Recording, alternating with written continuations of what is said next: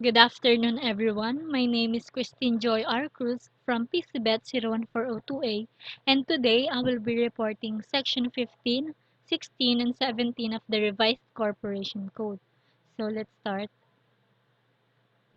First, let's define amendment. So, an amendment is a formal or official change made to a law, contract, constitution, or other legal documents. So, ito ay base sa salitang to amend, which means to change for betterment, o sa batas, ito ay para sa pagpapabuti ng isang constitution. So, amendments can add, remove, or i-update yung parts ng isang agreement or ng kontrata para mas maayos o mas malinaw kung ano yung nakasaad dito. Now let's move on to Section 15, the amendments of Articles of Incorporation. So the people in the corporation can amend the Articles of Incorporation and kailangan nila itong i-submit sa SEC para ma-approve yung amendments na ginawa nila dun sa Articles of Incorporation. So it is stated here that unless otherwise prescribed by this code or by special law and for legitimate purposes, any provision or matter stated in the Articles of Incorporation may be amended by. So ibig sabihin, any provision na nakalagay dun sa Articles of Incorporation ay pwedeng ma-amend or mabago by the following required votes. A majority vote of the Board of Directors or Trustees and the vote or written assent of the stockholders representing at least two-thirds of the outstanding capital stock. So, Board of Directors for stock corporation or Trustees for a non-stock corporation. So, kung maaalala nyo sa Section 6 ng Revised Corporation Code, commonly yung may mga karapatan bumoto or yung may voting rights ay ang common or ordinary stocks and only preferred and redeemable shares lang yung deprived sa voting rights.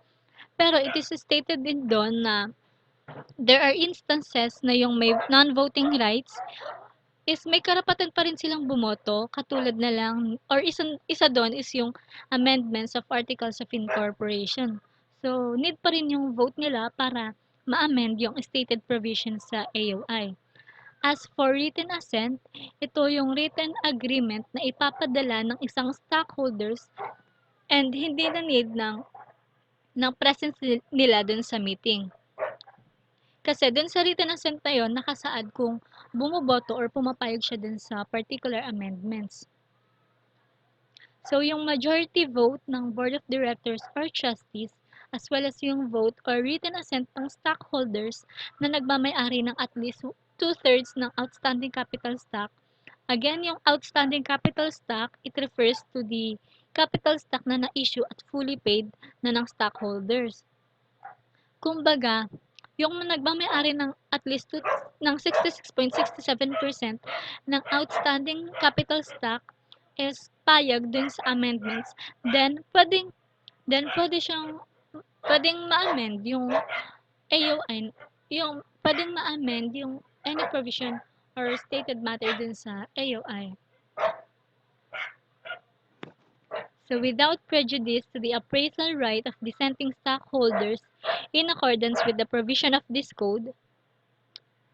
So, sinasabi dito na kapag may pagbabago or amendments na ginawa and makakaapekto ito sa dissenting stockholders, he or she can choose to or not to withdraw from the corporation kasi nga 'di ba ayaw niya sa changes or unfavorable sa kanya to. So, he can choose to withdraw na lang. And if that happens, the appraisal right, which is yung, he can demand for the fair value of his share. The articles of incorporation of a non-stock corporation may be amended by the vote or written assent of majority of the trustees and at least two-thirds of the members. So kung sa stock corporation, ang required vote is two-thirds ng outstanding capital stock, which is based dun sa ownership interest. Dito naman sa non-stock corporation, at least two-thirds ng members nila. The original and amended articles together shall contain all provisions required by law to be set out in the Articles of Incorporation. So take note lang na yung amendments are usually attached dun sa original Articles of Incorporation. Amendments to the articles shall be indicated by underscoring the change or changes made, and the copy thereof duly certified under oath by the corporate secretary and the majority of the directors or trustees, with a statement that the amendments have been duly approved by the required vote of the stockholders or members, shall be submitted to the commission. So sa amendments ng AOI, dapat malinaw na nakasaad dito yung mga pagbabago na ginawa or yung improvements as well as yung copy ng certificate under oath ng corporate secretary at karamihan ng directors or trustees. And included din doon yung statement ng mga amendments na ginawa which is approved by the required vote ng stockholders or members, and it shall be submitted to the commission which is yung SEC.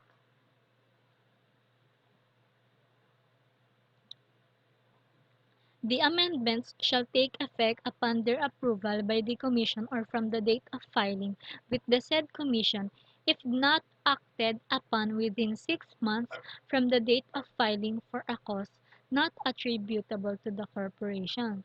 So, if the SEC doesn't give any updates or walang action yung walang action na ginawa yung SEC sa amendments ng Articles of Incorporation ng isang corporation, within 6 months, then matik na approve na yung amendments nun. Matik na approve na yung amendments ng isang corporation. So, ngayon, ano-ano naman yung mga amendable items in the Articles of Incorporation? First is yung extension or shortening of the corporate term.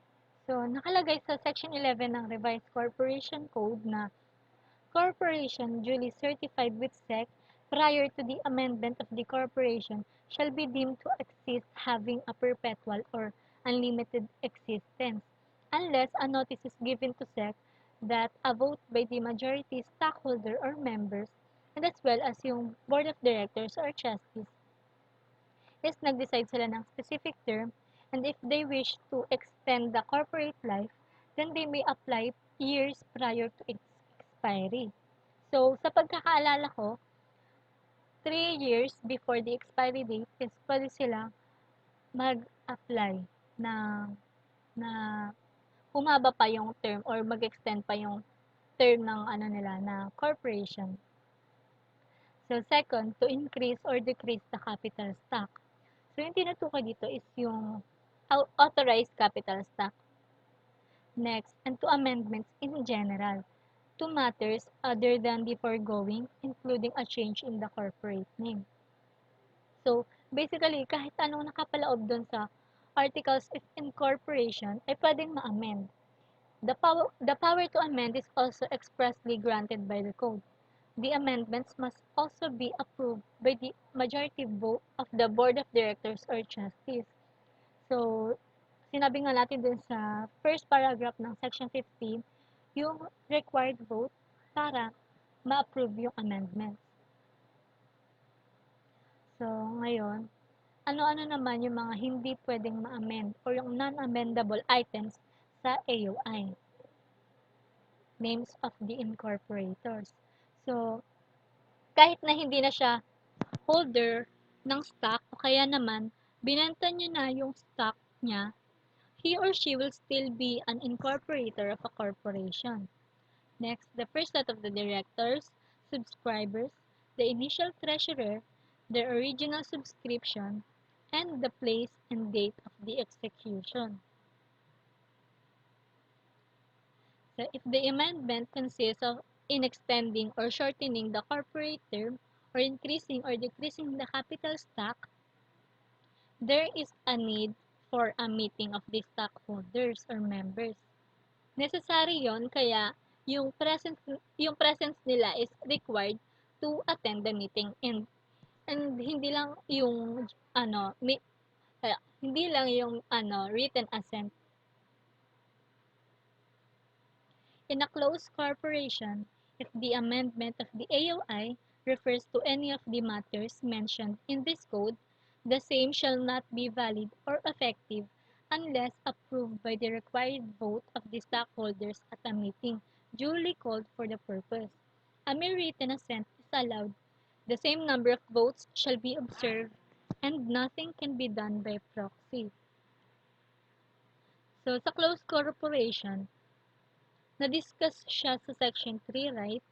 And it refers to a limited person or most commonly yung family members lang yung involved dito sa closed corporation. And hindi siya publicly traded. So sinasabi dito na meeting is also necessary if the corporation is a closed corporation. And nakalagay din doon na may required approval of both na same as dun sa binigay natin sa section 15 na paragraph 1. A mere written assent would not also be sufficient. That's why the appearance is also required. In case where written assent is allowed, the same number of votes shall be observed and nothing can be done by proxy. So hindi pwedeng may may papalit sa kanila or magsa-substitute sila na ibang tao sa meeting kasi yung mismong stockholders yung or members yung kailangan dumating doon. Now let's go to the limitations and power of corporation to amend. The amendments of any provision or matters stated in the Articles of Incorporation is not allowed when it will be contrary to any provision or requirement prescribed by the code or by special law, or change any provision in the AOI stating an accomplished fact supra. Meaning lang nito is if the amendments of any provision or matters stated is in contrast or contrary sa kung ano yung nakalagay sa revised corporation code or by special law, then the amendments will not be allowed. Next, it must be for legitimate purpose. The power of amendments must not be exercised in such a manner as to work injustice. Kasi kung hindi siya for legitimate purpose or unlawful siya, then there will be no legal existence kasi hindi siya accepted by law as right. Next, it must be approved by the required vote of the board of directors and trustees and the stockholders or members, which is na-discuss natin kanina na yung required votes para sa stock corporation and for non-stock corporation. Nasa stock corporation, two-thirds ng outstanding capital stock, while sa non-stock is two-thirds ng members. The original articles and the amended articles together must contain all provision required by law to be set out in the Articles of Incorporation. So yun, it must consist of all the provisions required by law as well as yung amended provision na nakalagay sa Articles of Incorporation. So sabi ko nga rin kanina na yung amendments ng AOI is usually attached dun sa first Articles of Incorporation, sa original. Next, such articles as amended must be indicated by underscoring the change or changes made, and a copy thereof duly certified under oath by the corporate secretary and the majority of the directors or trustee, stating that the amendments have been duly approved by the required vote of the stockholders or members, must be submitted to the SEC. Filing fees must be paid. So, yun nga din, sinabi natin kanina na dapat malinaw kung ano yung nakasaad sa amendments as well as yung copy thereof duly certified under oath by the corporate secretary and the majority ng directors or trustees, including yung statement ng approval ng amendments based dun sa required vote ng stockholders or members. And after nun, ipa-file nila sa SEC. And there must be a filing fees that they also need to pay. So the amendments shall take effect only upon their approval by the SEC. They are deemed approved by the Commission from the said date for a cause not attributable to the corporation, assuming that the amendments are not illegal. So yun, sinabi din natin kanina na if walang action na nakuha from SEC within 6 months, is meaning approved na yung amendments nila. If the corporation is governed by quasi-banking institutions, insurance companies, etc., the amendments must be accompanied by a favorable recommendation of the appropriate government agency to the effect that such amendments are in accordance with law. So in the case naman ng foreign corporations authorized to transact business in the Philippines, they are merely required to file within 60 days after the amendment to the Articles of Incorporation or bylaws becomes effective with the Securities and Exchange Commission, and in proper cases with the appropriate government agency a duly authenticated copy of the Articles of Incorporation or bylaws for record purposes. So the filing thereof, however, shall not of itself enlarge or alter the purpose or purposes for which such corporation is authorized under its license to transact business in the Philippines.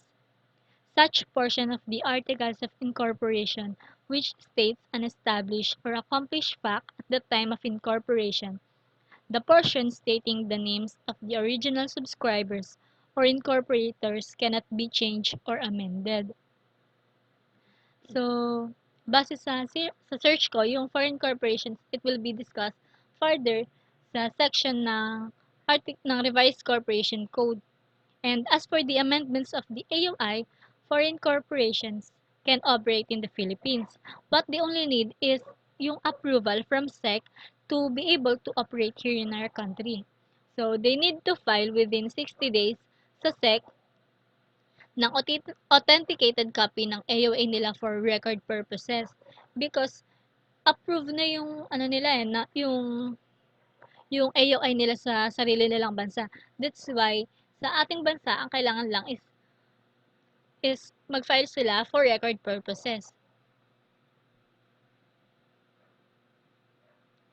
So now let's move on to section 15, grounds when articles of incorporation or amendment may be disapproved.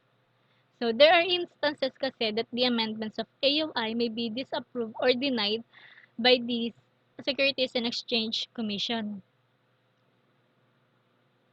The Commission may disapprove the Articles of Incorporation or any amendment thereto if the same is not compliant with the requirements of this code, provided that the Commission shall give the incorporators, directors, trustees, or officers a reasonable time from receipt of the disapproval within which to modify the objectionable portions of the articles or amendments. So the following are ground for such approval. So si securities tuloy. Si SEC, siya yung may authority or may power na i-disapprove yung filing ng AOR or yung amendments na nito as for reason na hindi nasunod yung requirements na provided ng RCC or ng special law. Which is, for example, is yung favorable recommendation from appropriate agency. So, if they saw na may problema sa pag-file nito, they will form the entities incorporators, directors, or trustees, as well as yung stockholders or members to modify or para baguhin yung objectionable portion or kung ano man yung dapat baguhin. So, yung SEC, still binibigyan nila ng chance yung isang entity para maging corporation. So, the following are grounds for such disapproval. So, letter A, the Articles of Incorporation or any amendment thereto is not substantial in accordance with the form prescribed herein. So, the first ground nga is if hindi siya in accordance dun sa form of Articles of Incorporation na na-discuss from the previous section. Next, the purpose or purposes of the corporation are patently unconstitutional, illegal, immoral, or contrary to government rules and regulations. So the second ground is if ang nakalagay na purpose or purposes ay labag sa batas or contrary to the rules and regulations of the government, then it then ayun, pwedeng ma-disapprove. Next, the certification concerning the amount of capital stock subscribed and or paid is false. So yung third ground naman is if there's a misrepresentation or yung false statement with the amount of capital subscribed and or paid to what's been originally subscribed or paid of the stockholders. So actually, ito yung one of the revisions na ginawa dito sa Revised Corporation Code, which is yung false certification concerning the amount of capital subscribed and or paid. Letter D. The required percentage of Filipino ownership of the capital stock under existing laws or the Constitution has not been complied with. So sa Section 12 ng Revised Corporation Code, diniscuss yung percentage ownership of the Filipino as required regarding corporate capital. So, one of the grounds of disapproval is if hindi nasunod ng isang entity or ng isang corporation yung percentage ng Filipino ownership na nakalagay nga dun sa Section 12.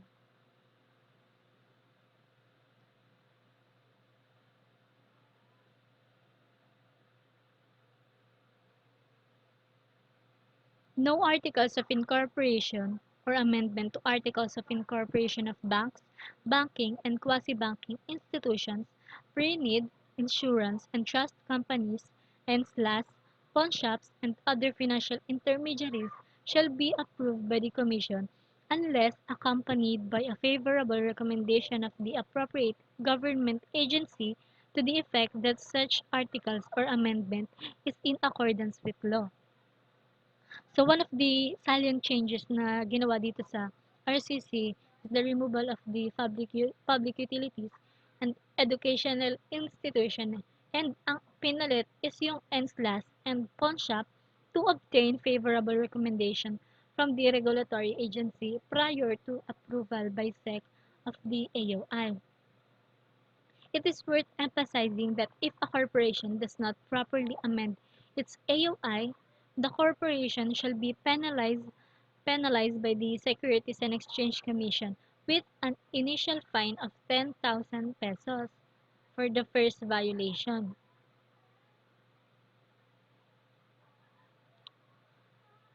Suspension or revocation of certificate of registration of corporations. Grounds. Under Presidential Decree number 902-A 31, the Securities and Exchange Commission may suspend or revoke, after proper notice and hearing, the franchise or certificate of registration of corporation, partnership, or associations upon any of the grounds provided by law, including the following. So, sinasabi na maaaring masuspende or makancel yung certificate ng registration of corporation ng corporation man, partnership, or association kapag nakita nila na after proper notice for hearing is ginawa nila yung mga sumusunod.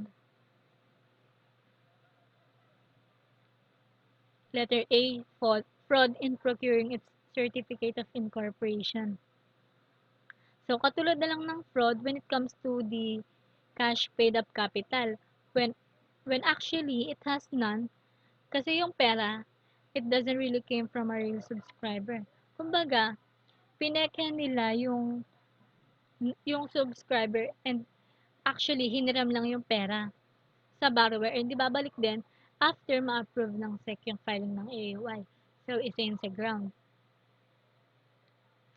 Next, serious misrepresentation as to what the corporation can do or doing to the great prejudice of or damage to the general public. So, serious misrepresentation occurs when a party to a contract purposely makes an untrue statement or yung false statement as to the purpose of the corporation which will affect the general public.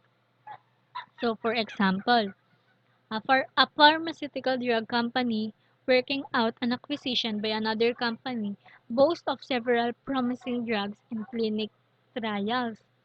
But the drugs, but the drug company is he fails to mention that they will not likely to make it in the market kasi disappointing yung results na natatanggap nila. Since the acquiring company or yung gustong bumili assume na yung drugs na yun would add value to the deal. So, ina-expect nila nakikita sila rito. But since hindi nila alam na hindi pala maganda yung resulta, in the end, they suffer damages by overpaying. So, that's why serious misrepresentation is one of the grounds of suspension. Kasi iniiwasan nila na mangyari pa ito sa iba. Next, refusal to comply with or defiance of a law order of the Commission restraining the commission of acts which would amount to a grave violence of its franchisor. So, ang pagtanggi or pagsuway sa isang legal na kautusan ng komisyon kung saan maaaring magkaroon ng matinding paglabag sa franchise or certificate of registration of a corporation. So, could be a suspension. Next, continues in operation for a period of at least 5 years. So, kapag hindi sila active for at least 5 years, it could be a ground for next. Failure to file bylaws within the required period. So, yung bylaws and AOI are similar in a way that they are both corporations' official documents for organizing, governing, and operating. Whereas, yung difference naman nila is that the AOI, ito yung primary legal process governed by state, and yung bylaws naman set forth the internal operating rules the corporation must follow and details the rules of board members and officers. So, yung bylaws, kumbaga, is kino-complement niya yung AOI by providing additional details and in-depth and procedures and dispute resolution process.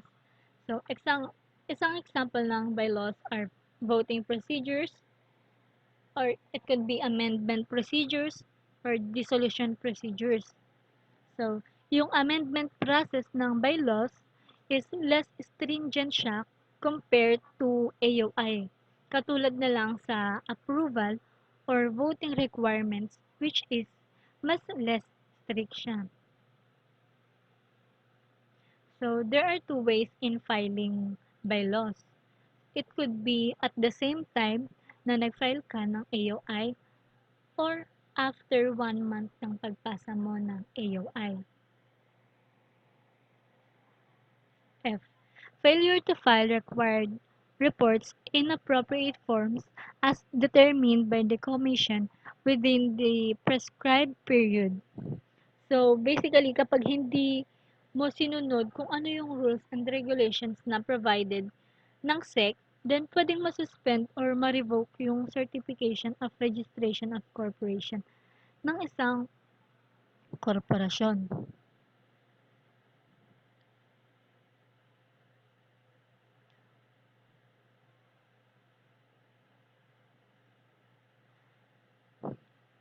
Effectivity. A SEC order of revocation is immediately effective. It may not continue to operate its business and issue shares. So, the moment na nag-order yung SEC ng revocation ng isang corporation, partnership, or association, ay hindi na maaaring ituloy yung operation ng kanilang business as well as hindi na rin sila maaaring mag-issue ng shares. Next, lifting order of revocation. The lifting restores the corporation to its original status as if there was no revocation order issued against it, with the capacity to exercise all the powers of a duly registered corporation under the Corporation Code. So, pwedeng bawiin or i-lift yung revocation ng isang kumpanya or ng isang korporasyon and i-restore ito as if walang revocation na naganap. If and only if it has the capacity to exercise all the powers na nararapat na nakarehistong korporasyon under the Corporation Code.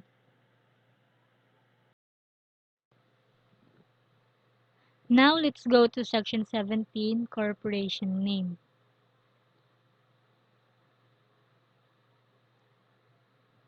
Corporation Name.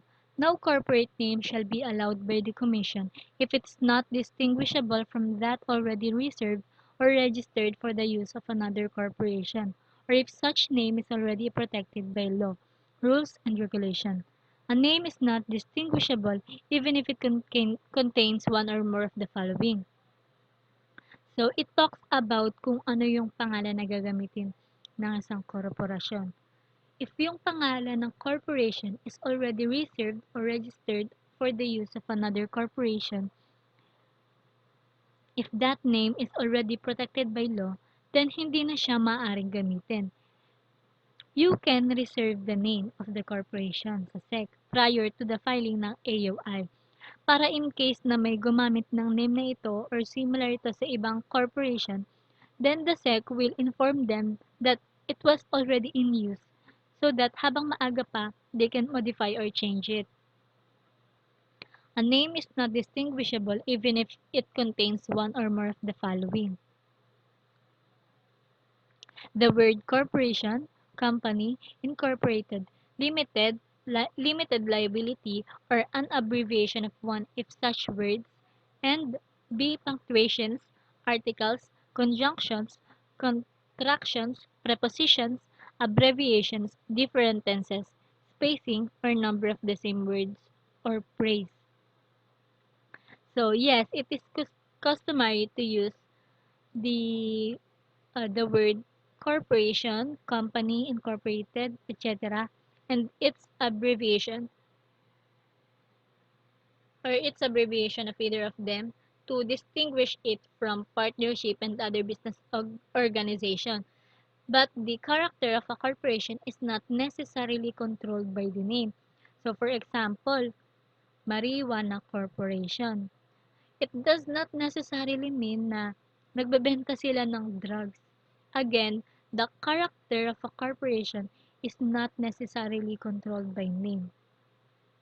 It doesn't mean na if the name of the corporation contains the word corporation, company, incorporated, etc., is distinguishable na siya from the other. The commission will see to it na different yung name niya from the overall aspect o yung pangkalahatang aspeto. Actually, there is a case in which Jollibee accused Jollyville of using similar name, but in the end, Jollibee loses their trademark case against Jollibee kasi napag-alaman nila na kahit halos magkapareha or magkatunog yung pangalan ng dalawang kumpanya, still magkaiba yung industry and purpose ng business nila. That's why natalo yung Jollibee. As what I've said kanina, na yung commission, it will look at the overall aspect at hindi lang sa kung may similarity ng name and kung distinguishable ba siya from the other names of the company or entities na protected by law. The commission, upon determination that the corporate name is not distinguishable from a name already reserved or registered for the use of another corporation. Second, already protected by law. Third, or contrary to law, rules, and regulations, may summarily order the corporation to immediately cease and desist from using such name and require the corporation to register a new one. Summarily means mabilis ang process para utusan ng isang corporation to stop from using the name and to create another na ipaparegister nila sa SEC. The Commission shall also cause the removal of all visible signages, marks, advertisements, labels, prints, and other effects bearing such corporate name upon the approval of the new corporate name The Commission shall issue a certificate of incorporation under the amended name.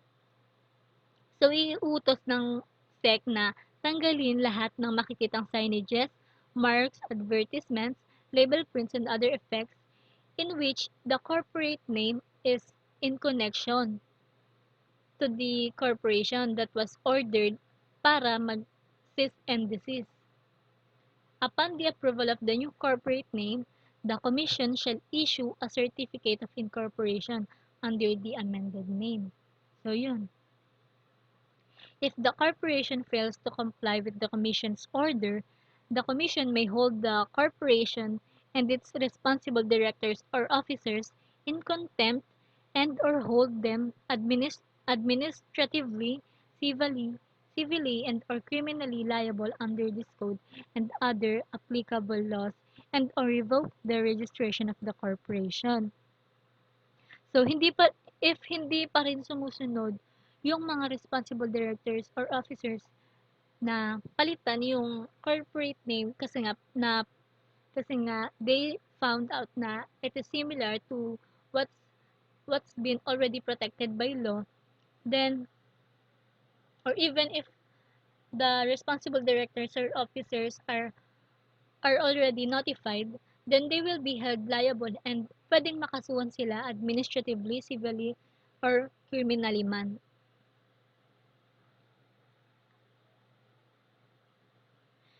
So, gusto ko lang idagdag na the important changes dito sa revised corporation code include a more detailed guidelines and requirements as to the corporate name. The new RCC have stricter rules on the use of corporate name.